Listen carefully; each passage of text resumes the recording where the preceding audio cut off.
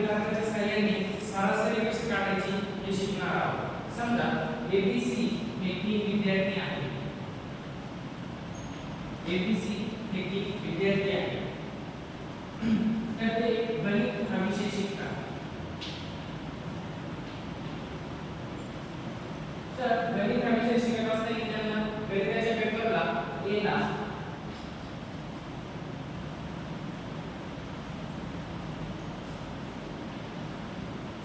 13 mark पडले, तर बी ला सुद्धा 13 पडले आणि 80 विद्यार्थ्याला 14 मार्क पडले। गणिताच्या पेपरमध्ये 20 पैकी पेपर असतात, तर प्रत्येकाला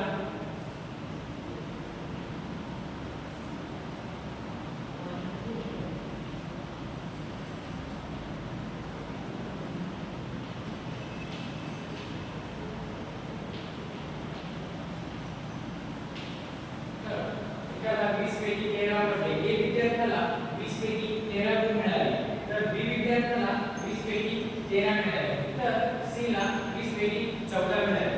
तर त्या उदाहरणाच्या सहाय्याने आपण सरासरी कशी काढायची, या 3 विद्यार्थ्यांची गणित विषयामध्ये पडलेल्या मार्कची सरासरी कशी काढायची हे आज शिकणार आहोत। तर हे आपलं पहिलं उदाहरण आहे। तर सरासरी म्हणजे काय? तर सरासरी म्हणजे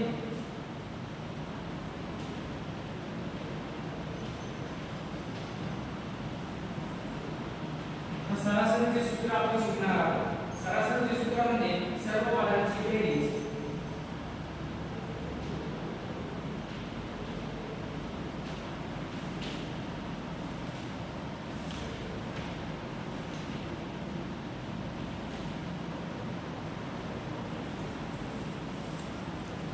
भागिले पदांची संख्या।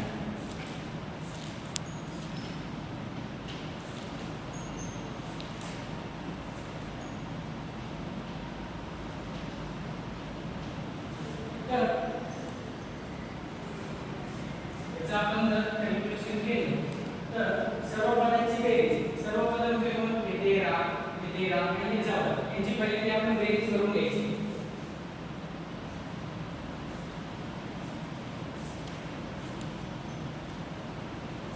आणि पदांची संख्या म्हणजे किती पदे आहेत? आणि 3 पदे आहेत। 1 2 आणि 3, तर ही 3 पदे आहेत। या ठिकाणी जर ती विद्यार्थी असताना डी, तर आपण इथे किती पदांची संख्या किती घेतली असती? तुम्ही सांगितलं समजा डी असता, तर त्याची संख्या किती घेतली असती?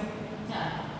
छान, तर 4 घेतली असती। या ठिकाणी आपली पदे किती आहेत? 3, त्यामुळे आपण पदांची संख्या किती घेणार आहे? 3।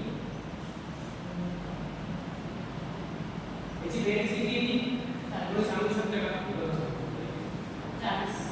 हो, बरोबर।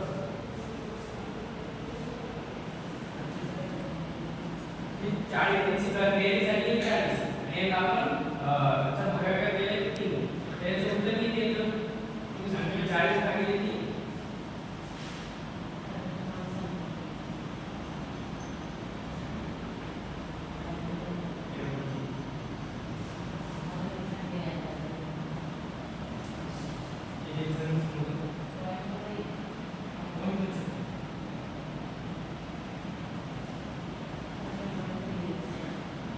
But